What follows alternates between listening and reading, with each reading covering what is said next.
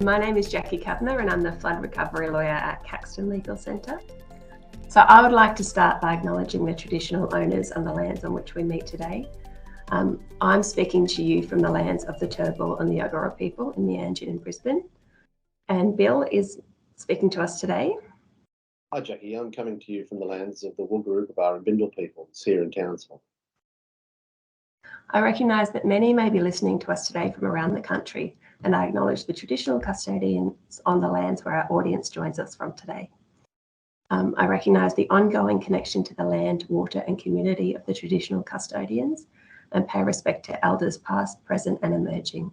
I also extend respect to any Aboriginal and Torres Strait Islander audience members who may be joining us today. Today I'm joined by Bill Mitchell, OAM. Bill is the Principal Solicitor at Townsville Community Law. Bill is a well-respected and awarded leader in the community legal sector. He has been involved in delivering disaster legal assistance in Townsville during and after a range of disasters, including 4 monsoonal flooding events and 5 cyclones. Bill is the author of the 2021 report, Disaster Readiness for the Legal Assistance Sector, a report that strongly argues for the legal sector to engage in disaster planning, and he proposes a particular model for doing that work. Bill is currently piloting this preparedness model in Townsville, Mackay and Toowoomba. Welcome, Bill. Thanks Jacqui, it's great to be here. Bill, could you please tell us a bit about the image behind you? Sure, it's a very stark image. It was published in The Guardian at the height of the 2019 monsoon trough event in Townsville. It was Andrew Rankin's image, I should say, in AAP. The image shows the southern entrance to Townsville at the height of the monsoon event. If you look all the way to the back of the left-hand side of the screen, you can see the city itself in the distance. It shows that the city of Townsville was, this wasn't just a one-off event. This was an event that was, they say once in a millennium, but I think people think that could happen any time again soon anyway, but it's an event that caused such widespread disaster and flooding that the image really highlights that nowhere in Townsville was really protected from water. It came from all directions. It rose out of rivers. It came out of canals, and many wetlands became wetlands once again, notwithstanding they had houses built on them. So it's a stark image that really reminds us that at the height of a disaster, a city is completely immobilised. It's really brought to its knees by nature and the impacts of climate change. So for us, it's a reminder. It causes, I think, some emotional triggering for people, because it does remind them of something they went through. And each time it rains in Townsville, and no doubt in other places as well, just like each time there's bushfires, people who've experienced these sorts of events become worried again. They become worried about, will this happen again to this extent? Am I prepared? Will government look after my interests? So all of those terrible images and terrible experiences are brought back. So my apologies to anyone who's experiencing concerns about this image, but really we have to face that this is the face of disaster, a city that is immobilised and brought to its knees along with its community. North Queensland is a natural hotspot. Are things getting worse? Well, I think, as you can see from the image behind me, we have had a significant number of natural disasters over time. And this is not, although this was the worst event Townsville's experienced in terms of flooding for a long time, and it's called a once-in-a-millennium event, things are getting worse. We certainly are experiencing regular and frequent severe cyclones, and of course all the things that come with that, including riverine flooding and storm surge. So yes, I think Townsville residents and more generally tropical coast residents are now really feeling like this happens probably every 2 to 3 years. And we also know that these events are becoming more severe. So not only do they seem to be happening more frequently, but when they happen, their impact is greater. And so I'm in Brisbane in the southeast corner. At the moment, there are conversations here about government responsibility to prevent future harm by doing things like not building on floodplains and buying back properties that are at risk. In North Queensland, most people are now living, as you were saying, with worsening cyclone risk. What are you noticing that your community expects of government? And are they feeling let down, or are they feeling supported through this process? I think it's a very complex community dynamic. Each disaster does bring with it a different series of impacts and consequences for our community. I think that the community has got to the stage now where we once just accepted that this was something that happened, where we would have a cyclone every 2 or 3 or 4 years, and you just got on with life. But I think, given the frequency and severity of these events, and the obvious changes in Townsville's infrastructure, the community is now very concerned. And leading into monsoon season, which we are now, the community is starting to get very nervous about, will we have another event like this? Will we see houses inundated with 1.5 meters of water through them? So there's an emotional expectation that is building each time monsoon season starts. And along with that, there's an expectation that government and emergency services will be better organised, that they will be better able to support people affected. And along with that, although the community doesn't talk in these terms, there is an expectation that we should be becoming more resilient. And after all, that is the international standard, the Sendai framework on resilience, disaster reduction and resilience. And so even though people don't speak in those terms on the ground, that is their expectation, is that governments will do more to reduce risk, more to plan in advance, and more to build resilience within the community, particularly those parts of the community that are most vulnerable to the impacts. So, and I guess we might talk about some of them later, but people with disabilities are a great example. They are always suffering from the mobility barriers that we put in their way to live their lives ordinarily. And so when something like this happens, it amplifies and exacerbates those barriers. So yes, I think there's not only an expectation that governments will do more for the community generally, but also to be much more mindful and prepared to deal with the specific risks that some groups would face. And I'd like to explore human rights and climate justice, especially the widening gap between households who are able to be resilient and those that are more vulnerable. I worked at Caxton when the 2011 floods happened, and then I left the sector for 10 years, and I've returned to support our community through the 2022 events, the flood and the rains. I've observed a change in that time. I've observed that the clients who come to me now are more vulnerable, their problems are more complex. And our program has added a dedicated flood social worker to support those clients. You've been working continuously in the community legal sector space throughout that period and well before 2011. What have you observed over time about who's affected by a natural disaster and in what way? I think people have always been affected across the broad scope of our community. But I think with increasing density of living, I think with increasing property values and property interest, and I think with an increasing awareness of who is vulnerable, we are seeing more clients each time who present that should have been looked after well in advance of these things happening. We're seeing some of the same clients or similar sorts of clients appearing each time. And one of my first observations would be that those who aren't resilient have never been resilient. And in fact, disasters are a series of cascading events for them where they lose more and more resilience as time goes by. So they might well have owned their own home back in the 90s, which was impacted by a cyclone or a flood. They may have had an insurance claim refused because of a failure to maintain it or something like that.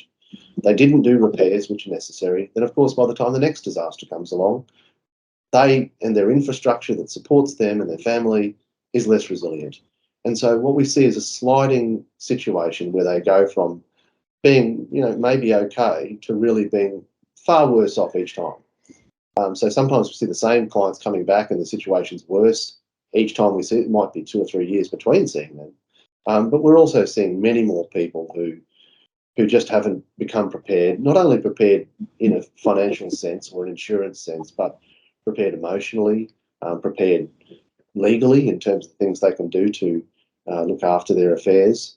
But also just, I think emotional preparedness is a huge issue. So it's great that you mentioned the Caxton approach. We had a similar approach in the 2019 flood, where we had a dedicated intake and support worker. So before a client even spoke to a lawyer, they had an opportunity to go through an intake process with a dedicated flood intake and support worker who could identify all of the issues they were experiencing. Because in fact, the legal issues may have been the least of their problems at that time. They may have had housing issues, they may have had income support issues, they may have had a court appearance they've missed, or any number of other things that happen in people's lives when they get put on hold and the rain comes. So that intake and support role is critical to not only give the person an opportunity for support and referral to many other agencies they need, but also to process and diagnose, I guess, the legal issues that actually arise. And we found if you do that, and then you can maintain support throughout the time it takes to assist that person, that continuity of contact is really important. They do actually build resilience through that process. They actually feel like the lessons they've learned in that disaster can help them bed down for the next time it happens, touch wood. The ongoing support is very crucial. Noticed. Bill, you're a human rights lawyer and you take a human rights-based approach to the work you do. How does that manifest in disaster recovery work? Well, I think it hasn't manifested to the extent it should so far. And I think that's the first thing I would say is that disaster work needs to be very aware of the inbuilt inequities that flow from the way recovery services are structured. The way we prepare and recover from disasters is unfortunately mostly weighted towards those who have money and lost money, such as through a large insurance claim. A human rights approach would say, now, everybody, of course, has human rights. They are inherent to us, but there are some people who are more vulnerable in that setting. They need, obviously, to be prioritised in preparation. We need to identify who they are in advance. We need to think about what their legal needs might be, so by the time they arise, we can actually respond to them.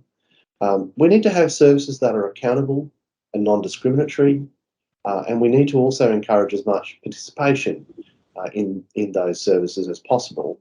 Above all, one thing that is valued in disaster recovery, which is a human rights principle, is transparency.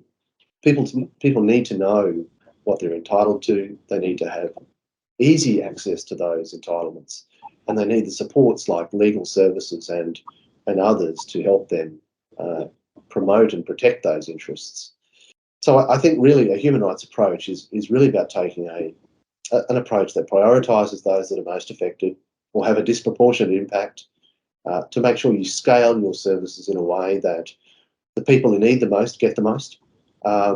That's not to say you don't assist people who have a decent income, but the services you provide to them might well be scaled back as compared to the ones that you provide to those who are most at risk or most vulnerable.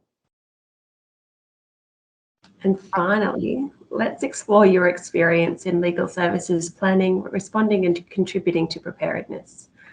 Legal services do a great job mobilising after disaster events, but when the gap between events is long, there can sometimes be a level of confusion, corporate knowledge can be lost, and goodwill and momentum can diminish over time. What do you think is needed to ensure that the legal services, particularly at a sector level, are better prepared and more coherent in response to disasters? I mean, this is really the age-old question. In a few presentations I've done before, I found an email that I'd sent to a colleague in legal aid, which was prior to, let's say, a cyclone 15 years ago.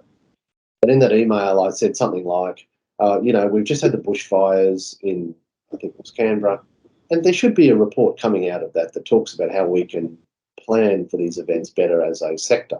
And I mean the legal community more broadly, not just the community legal sector. And in that email, I said, we're looking down the barrel of a cyclone. We're still hopelessly prepared. We still don't have any sense of what our surge capacity might be to upscale our services. We still don't really know what legal needs might arise. We still don't really know actually who's there to help and what services they provide. Are there gaps in what we'll do? 10 years on from that, we really were still in that situation in 2019. So this was the impetus to, alongside providing flood legal assistance, we decided it was time to actually put down some thoughts about what the sector can do to be prepared. That led to the compilation of that report that you mentioned, Disaster Legal Assistance in Queensland. It's a fairly simple methodology. It's based around aligning the legal sector's work with disaster governance and disaster management. But it does that in a way that makes sure that we fit in with what they do. Disaster governance is a massive machinery, and they're never going to change the way they operate to fit with our needs or our clients' needs. So we really needed to align with what they do. So the process of doing that was to observe that in Queensland, we've got 3 tiers of disaster management. In fact, comes under the Disaster Management Act, a state, a district and a local level. So we've designed a model that says each local and district community should use its own legal sector in the form of a legal assistance forum to do joint planning with its own disaster management groups. So at a local level here in Townsville, the legal assistance forum would engage in a process of assessing legal needs to think about what sorts of needs will our community have leading up to, during and after disaster. And then once we've got a sense of those needs, to go to the disaster management group and say, we'd like to do some joint planning with you so we can arrive at a disaster legal assistance plan, which would do several things. That would identify exactly what services are available. It would identify the sorts of legal issues that are likely to arise, not only for us, we already know some of those things, but disaster management people don't necessarily understand that. Knowing what is a legal issue in itself is a bit of an arcane black art. So it would say these are the sorts of issues you might see. And then it would identify the sorts of steps and services that will be available before, during and after disasters. So it's really a collaborative exercise of planning to say, here's what we know, here's what we think might happen, and here's how we might respond. And Bill, CLC lawyers often talk about building a fence at the top of the cliff, as in doing legal work that prevents harm. What role can legal services play in disaster preparedness in assisting the wider community to get ready for the next event? It's really the $20 million question. I think that it's very difficult to know exactly what the community's needs are. We have a sense of that. If you look at the work done in identifying disaster legal needs, there's been very little. I'm in the process of looking at the disaster legal needs of the 3 pilot sites, Townsville, Mackay and roughly Toowoomba. Now, I can arrive at some ideas about that by looking at the 3 things we identified. The geographic and climatic issues, so what sorts of disasters have those communities already experienced? And that can be very broad, and it's different in each place.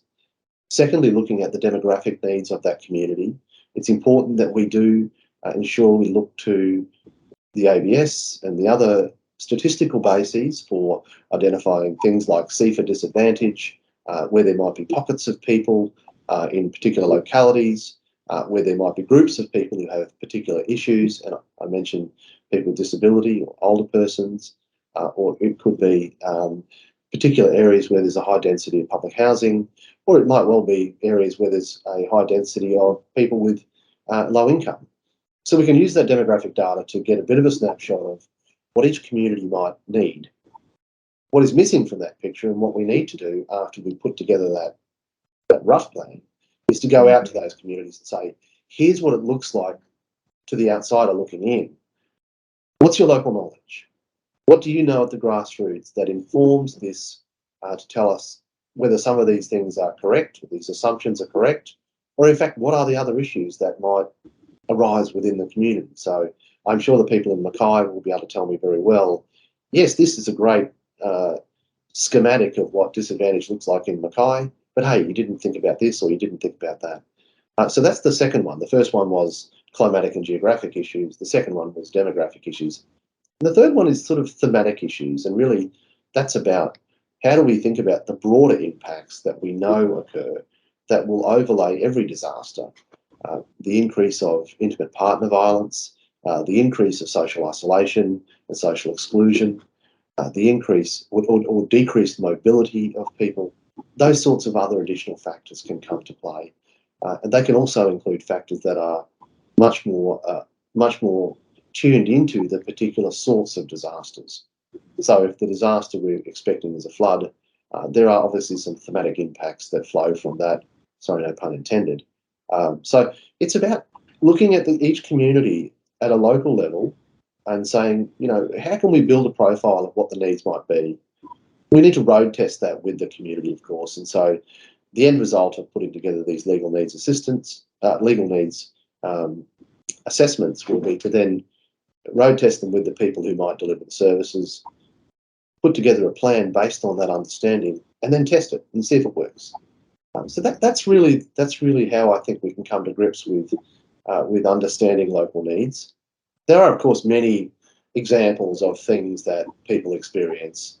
We know the types of legal issues they have. They have tenancy issues. They have employment issues. They have a wide range of things that occur. That's not the difficult part. But I'll give you one example of how it can actually be more complex, though. If you look at one of the few legal needs studies done was after the Japanese Daiichi Fukushima disaster. And in that disaster, we had an occurrence which included a tsunami, an earthquake, and also a nuclear reactor malfunction. Now, each of the three prefectures in that area that were impacted by disaster had very different impacts because of the nature of the disasters they experienced. So the people who had, some people experienced earthquake and nothing else. Other people experienced inundation by water and nothing else. And others experienced, of course, the impacts of the Fukushima reactor itself. So even in that relatively small area, that one disaster, the earthquake, triggered a number of different cascading disasters that had different impacts. So while that study isn't, directly applicable to us, it tells us that each region and location will experience disasters differently. And even within regions, people will experience them differently.